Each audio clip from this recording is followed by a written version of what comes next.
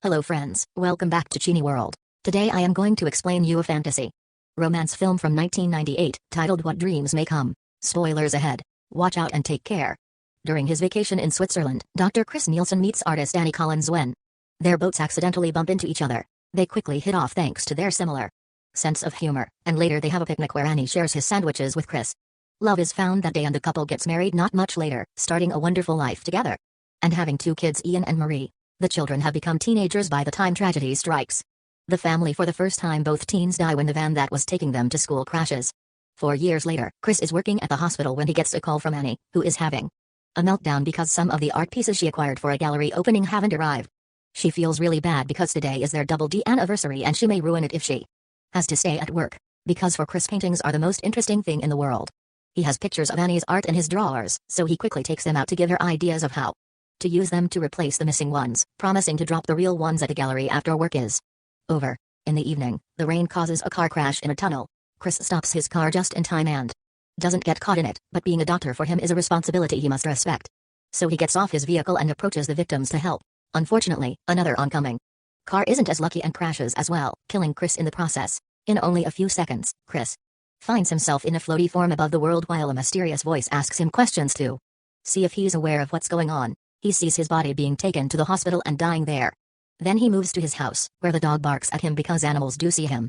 The mysterious voice takes form then, but it's still blurry, so Chris can't tell who it is. The voice tries to convince Chris that he's dead, but he continues floating around, watching Annie go through his wake and looking at the pictures of his kids. This makes him have a flashback of the time their old Dalmatian dog Katie was sick and they had to put her down, which made Marie very angry because she couldn't understand it was Mercy.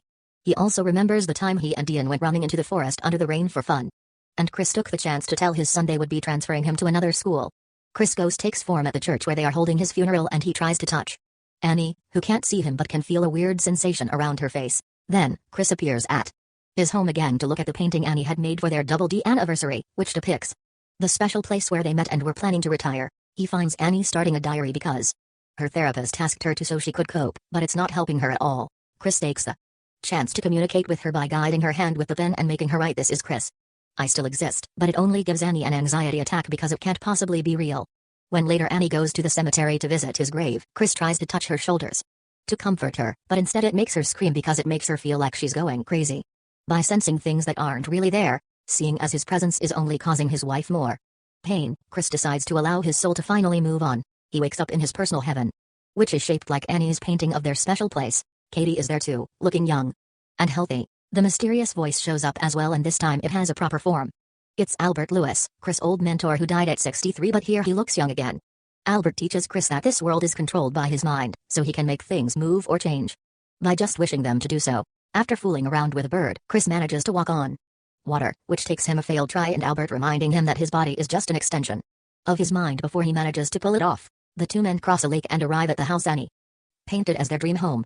Over coffee, Albert continues to teach Chris how to use his full mind to transform this place into whatever he wants and shows him a neat little trick with just his hand. Albert makes a hole in the wall and makes a world looking real instead of painted appear. In the real world, Annie is making a new painting for Chris' memory, and the tree she draws appears in Chris' heaven.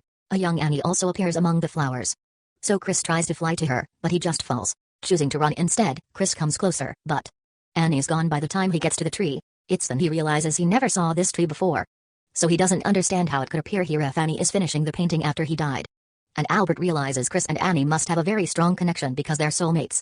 The couple is trying to reach each other even in death, so when Annie's depression makes her ruin the painting because it won't bring her husband back, the tree in heaven also gets ruined. Chris keeps seeing Annie around his heaven, but she always disappears before he can reach her. At the shore, Chris finds Marie's plush tiger and remembers the time she got sick. That day, Chris stayed home with her instead of going to work, and he taught her to play chess. Chris realizes that if he's found Katie, then he should be able to see his children in heaven too. But Albert says he'll only see them when he means it. Afterward, Chris takes a nap and wakes up to find Albert is gone. He had work to do guiding other souls, so he sent Leona to make Chris company for now. Leona takes Chris to a city filled with souls enjoying themselves. Meanwhile, in the real world, Annie continues to live with overwhelming guilt because she thinks Chris doing the favor of taking the paintings to her gallery was what put him at the site of the accident. It's the same guilt she felt back when her children died, thinking that if she had been driving she could have saved them. Back to Chris. After watching some souls choose to reincarnate, he, Leona, and Katie go on a boat ride. Chris admits that because his children died years ago, He's more worried about his wife, so Leona asks him to share a memory of his daughter. As he tells her about all the times he and Marie played chess together, Chris remembers the diorama his daughter had in her room and begins noticing this world looks like it. Leona can tell Chris is onto something, so she confesses this isn't how she looked when she was alive. She chose this appearance because her dad had complimented a flight attendant that looked like this and she wanted to grow up to be like her. Chris finally realizes this is Marie's soul, and the two of them reunite with a hug. In the meantime, Annie is having trouble moving on. She thinks her therapist will send her to a clinic soon because he's worried that she'll hurt herself like she did in the past, so she writes a letter in her diary saying goodbye to Chris. Back in heaven, Chris is back in his painted house and is visited by Albert again, who brings terrible news: Annie is dead. Chris cries for her but thinks at least her suffering is over and they'll reunite soon. However, Albert informs him this isn't possible, because Annie ended things herself instead of dying naturally. She'll be going to hell, which makes Chris furious and causes a storm in his heaven. What happened with the tree reminds Chris of his soulmate connection to Annie and decides to go to hell to rescue her, since their bond should allow him to find her. After lots of arguing, Albert accepts that Chris' refusal to give up deserves a chance and takes him to see the tracker, who explains how things will work. Finding Annie is possible, but she won't recognize Chris when she sees him, so he must decide if the trip is worth it just to see her. Chris accepts to try anyway, so the trio gets on a boat to cross the seas of hell. There's a wild storm shaking the boat and the waves, but the real danger comes from the lost souls in the water that turn the boat over and make everyone fall while trying not to drown. Chris has another flashback of him and Annie, this time arguing about Ian and his future, because Chris kept pressuring the boy into doing well at school and it was taking a toll on Ian. Right after that one, another memory begins of Ian in the forest under the rain complaining about the transfer because he didn't want to lose his friends. Eventually, the waves take the trio to the shore of the gateway to hell, a huge desert filled with shipwrecks. They begin walking through the area but they are having trouble sensing Annie because Chris keeps thinking of Ian. The boy had tried to explain that he wasn't like his father, so school was hard for him, and he went to bed scared. Chris had told him he believed in him and if he had to go through hell, he would want nobody else other than his son by his side. During the kid's funeral, Chris gave a speech that imagined what a man Ian would have become if he'd had the chance to grow up brave, respectful, loyal. And now in hell, Chris sees Albert about to fight a bunch of lost souls, so he stops him as he calls him Ian. Father and son properly reunite with a hug while Chris quotes himself, still thinking this is the only person he would want by his side while going through hell. The tracker interrupts their moment to point out that Ian is a distraction for Chris, who needs to think about Annie if he wants to find her. Chris refuses to leave his son behind but Ian admits he's taken the form of Albert because he's the only guy Chris has ever listened to, so he wants him to listen to him. Now Chris has to go alone and never stop thinking about Annie. He should particularly concentrate on the way he brought her back after the kids died. The tracker takes the elevator to hell together with Chris, who begins thinking about all the things Ian mentioned. After the kids died, Annie tried to hurt herself and ended up in a mental hospital. During her stay, she asked Chris for a divorce, since she thought they were coping too differently to stay together. The elevator eventually takes them to a private deck where the floor is filled with faces calling out for their loved ones. Chris almost gets distracted by an old man, thinking it's his father, but he gets back on track when he finds Annie's face among the others. Remembering a lovely afternoon they spent together in the park, he runs to her only to fall through a hole on the floor and into a lake. Thinking about Annie again allows him to swim out and find the place she's at, a dark, nightmare version of their dream house. The tracker explains this is an illusion her guilt inflicts on herself and, after revealing he's the real Albert who also took on a new appearance, he reminds Chris that he has no defense against Annie, so he only has 3 minutes with her before he loses his mind. Chris enters the house and as it had been predicted, Annie doesn't recognize him, so he pretends to be a neighbor that admires her art. Annie is worried because her paintings are missing, so Chris tries to distract her by telling her about his dead wife and how they came up with the Double D anniversary. Years ago, Chris visited Annie at the mental hospital and told her he would be leaving because his presence wasn't helping and seeing her like this was killing him. So that day was a Double D day, because they needed to make a decision about divorce. Chris had realized that he was part of the problem, not because he reminded her of what happened, but because he could never join her in the dark place she was in.